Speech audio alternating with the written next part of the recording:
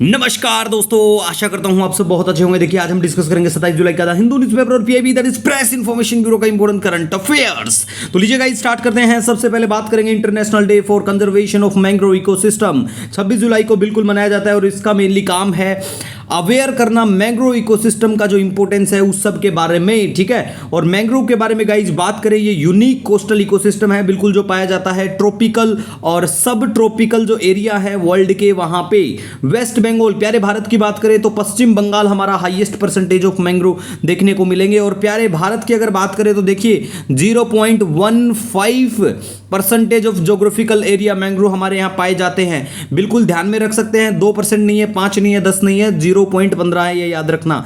Next हम बात करेंगे, देखिए कृष्णा राजा सागर डैम के बारे में। बिल्कुल ग्रेविटी डैम है कर्नाटक के यहाँ पे, बिल्कुल ये है। नेक्स्ट देखिए बाइकुलर रेलवे स्टेशन को मिलता है यूनेस्को का Asia Pacific cultural heritage award.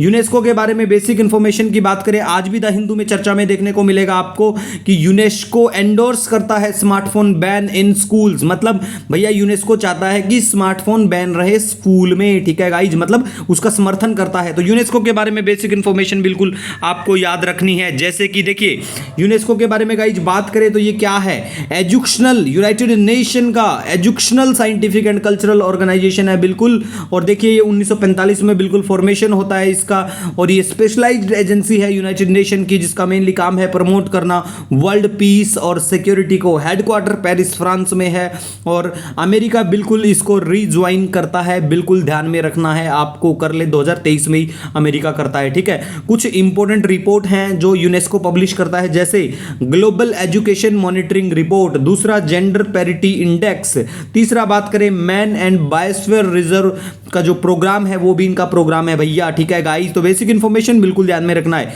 Next हम बात करेंगे कारगिल विजय दिवस के बारे में। देखिए 26 जुलाई को बिल्कुल कारगिल विजय दिवस मनाया जाता है, वही वाला फाइट इंडिया पाकिस्तान 1999, ठीक है गाइज। और देखिए ये फर्स्ट एवर वॉर है जो ब्रॉडकास्ट होता है लाइव टेलीविजन पे। और इसमें देखिए हम बात करेंगे FH-77B हॉविट्जर के बारे में। देखिए इनका यूज किया जाता है और इसको कौन मैन्युफैक्चर करता है, इसको मैन्युफैक्चर किया जाता है बोफोर्स के द्वारा, जो कि एक स्वीडिश मैन्युफैक्चरर है, ठीक है गाइज।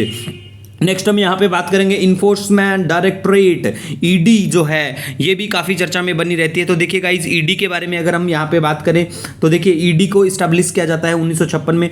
शुरुआत में इसका ईडी इन्फोर्समेंट डायरेक्टरेट नाम नहीं होता है, 1957 में फिर इसका नाम होता है, ठीक है, इन्फोर्समेंट डायरेक्टरेट। पहले क्या था, इतना ही ऐसे कुछ इन्फोर्समेंट डायरेक्टरेट यूनिट करके ऐसा कुछ था। लेकिन हमें ध्यान में क्या रखना है कि भाई एक तो इस्टेब्लिशमेंट कब होता है, दूसरा जो सबसे खास बात है वो ये है कि ये किसके अंडर में आता है, इस under administrative control of department of revenue, ministry of finance के अंडर में बिल्कुल ये आते हैं, ठीक है।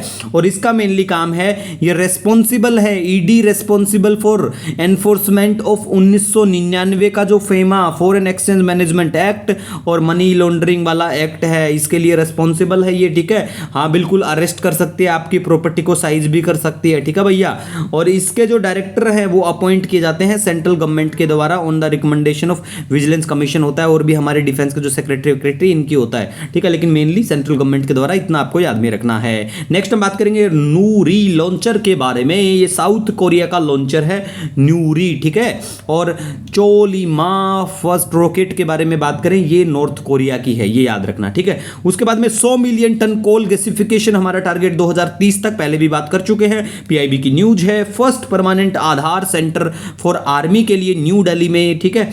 एक्रो स्कीम के बारे में बात करें, नई स्कीम नहीं है, वही पुरानी है बिल्कुल। Atmosphere and climate research modelling observing system and services, central sector scheme है ministry of earth science. Central sector का मतलब होता है पूरा पैसा केंद्र सरकार देगी, ठीक है गाइज। हमारा पूरे महीने का करंट अफेयर 7 पेज का होता है, फ्री में आपको हमारा PDF the Hindu PIB notes Telegram channel पे मिल जाएगा, लिंक नीचे मिलेगा। फिर भी अगर आपका कोई सजेशन कोई सुझाव हो, नो डाउट आप हमें कमेंट या मेल कर सकते हैं। मिलेंगे एक नए दिन के साथ, तब तक के लिए हैव ए ऑसम डे।